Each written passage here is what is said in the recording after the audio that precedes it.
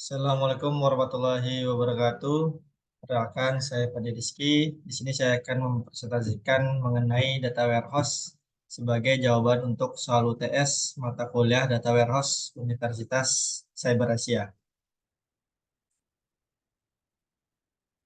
Yang pertama yaitu mengenai katarsis data warehouse. Yang pertama ialah subject oriented atau berorientasi subjek. Data disusun berdasarkan subjek utama bisnis seperti pelanggan, produk, penjualan, dan lain-lain.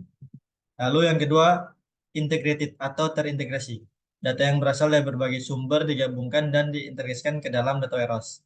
Yang ketiga ada non-volatile atau tidak berubah. Data di dalam data warehouse bersifat read only dan tidak mengalami perubahan atau penghapusan. Yang keempat ada time variant berbasis waktu. Data disimpan dengan referensi waktu yang memungkinkan analisis tren, historis, dan perubahan dari waktu ke waktu.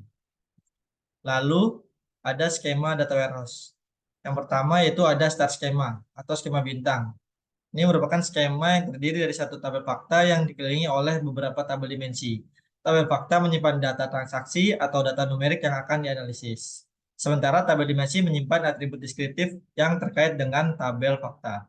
Lalu yang kedua ada snowflake skema atau skema serpihan salju. Skema ini adalah perpanjangan dari skema bintang dengan normalisasi tabel dimensi. Tabel dimensi dipecah menjadi tabel-tabel yang lebih kecil dan terstruktur dengan baik.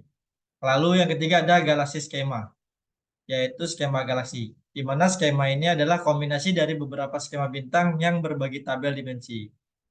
Nah, selanjutnya ada mengenai arsitektur data warehouse. Apa sih arsitektur data warehouse itu? Yaitu merupakan sebuah desain yang digunakan untuk mengatur dan mengelola data dalam data warehouse.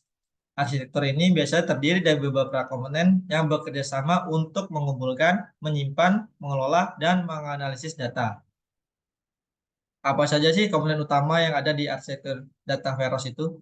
Yang pertama ada sumber data, yaitu ada data source. Yang kedua ada proses ETL, extract, transform, load. Yang ketiga ada area penyimpanan data, yaitu data storage area. Yang keempat ada labeling akses presentasi. Yang kelima ada metadata management. Dan yang keenam ada data management dan administration. Nah, mode dimensional dalam data warehouse. Mode dimensional dalam data warehouse adalah pendekatan yang digunakan untuk merancang struktur data yang dioptimalkan untuk query dan analisis ini, melibatkan pengorganisasian data ke dalam tabel fakta dan tabel dimensi. Komponen utama yang ada dalam model dimensional yaitu tabel fakta, yaitu tabel yang berisi data kuantitatif atau numerik yang akan dianalisis. Terus, setiap baris dalam tabel fakta biasanya mewakili satu transaksi atau peristiwa yang diukur. Yang kedua ada tabel dimensi. Tabel yang berisi data deskriptif atau atribut yang memberikan konteks kepada data dalam tabel fakta dan merupakan kunci utama yang berhubungan dengan kunci asing dalam tabel fakta. Atribut dalam tabel dimensi digunakan untuk memfilter, mengelompokkan, dan melabeli data dalam tabel fakta untuk analisis yang lebih mendalam.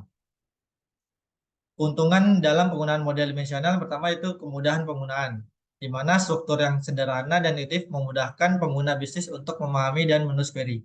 Selanjutnya ada performa query yang cepat. Desain yang optimalkan untuk query OLAP memungkinkan eksekusi query yang cepat. Lalu ada fleksibilitas analitis, di mana memungkinkan analisis data dari berbagai perspektif dan level detail dengan mudah menggunakan atribut dalam tabel dimensi. Lalu yang keempat ada pengeskalan yang mudah, di mana mudah untuk menambahkan data baru tanpa mempengaruhi struktur yang sudah ada. Yang penting untuk pertumbuhan bisnis dan penambahan sumber data baru. Lalu ada perbedaan antara physical modeling dan logical modeling dalam data warehouse. Perbedaan yang pertama itu di level abstraksi, di mana logical modeling berfokus pada level konseptual dan abstrak dengan pandangan umum tentang data dan hubungannya. Di physical modeling berfokus pada level detail dan implementasi fisik dari basis data. Lalu yang kedua, perbedaan dalam independensi teknologi, di mana logical modeling independen dari teknologi atau sistem manajemen basis data tertentu. Sedangkan physical modeling sangat tergantung pada teknologi dan sistem manajemen basis data yang spesifik. Lalu yang ketiga, yaitu tujuan, di mana logical modeling bertujuan untuk menangkap kebutuhan bisnis dan struktur data pada level tinggi. Sedangkan physical modeling bertujuan untuk merancang implementasi fisik yang efisien dan efektif. Lalu perbedaan yang keempat dalam komponen. Logical modeling menggunakan entitas, atribut, dan hubungan IR diagram. Sedangkan physical modeling menggunakan tabel, kolom, tipe data, indeks, partisi, dan konfigurasi penyimpanan. Lalu yang perbedaan yang kelima yaitu fokus. Logical modeling fokus pada pemahaman bisnis dan kebutuhan informasi. Sedangkan physical modeling fokus pada detail implementasi dan optimasi kinerja. Jadi kesimpulannya, logical modeling dan physical modeling ialah dua tahap penting dalam proses perancangan data warehouse yang saling melengkapi. Logical modeling menjadikan kerja konseptual yang mencerminkan kebutuhan bisnis, sementara physical modeling menerjemahkan kerangka kerja ini ke dalam desain fisik yang siap diimplementasikan dalam setiap medium bisnis data tertentu. Nah, lalu mengenai proses ETL atau extract, transform, dan loading. Extract. Nah, tujuannya itu mengambil data dari berbagai sumber data, baik itu basis data relasional, file flat, aplikasi, atau sumber data lainnya. Prosesnya yang pertama itu ada identifikasi sumber data, ekstraksi data, dan pembersihan data awal. Lalu, proses detail yang kedua itu transform atau transformasi. Tujuannya, mengubah dan memanipulasi data yang telah diekstraksi agar sesuai dengan format dan struktur yang diperlukan oleh data warehouse. Prosesnya ada pembersihan data awal, penggabungan data, agregasi data, normalisasi atau denormalisasi. Yang kelima itu enrichment data. Lalu, proses detail yang ketiga yaitu load atau pemindahan. Tujuannya, memindahkan data yang telah ditransformasikan ke dalam data warehouse untuk analisis dan pelaporan. Di mana prosesnya terdapat ada pemindahan data awal, incremental load, validasi data, indeksasi, dan partisi. Nah, alat ETL. Ada beberapa contoh alat ETL yang populer, termasuk yang pertama itu ada Informatica Power Center, Microsoft SQL Server Integration Service atau SSIS, Talent Open Studio, Avgenify, Pentaho Data Integrated atau Kettle. Itu merupakan alat ETL yang populer dan sering digunakan. Jadi kesimpulannya, proses ETL merupakan komponen krusial dalam data warehouse yang memastikan data dari berbagai sumber data diintegrasikan, diubah, dan dimuat ke dalam sistem yang terpusat untuk analisis dan pelaporan.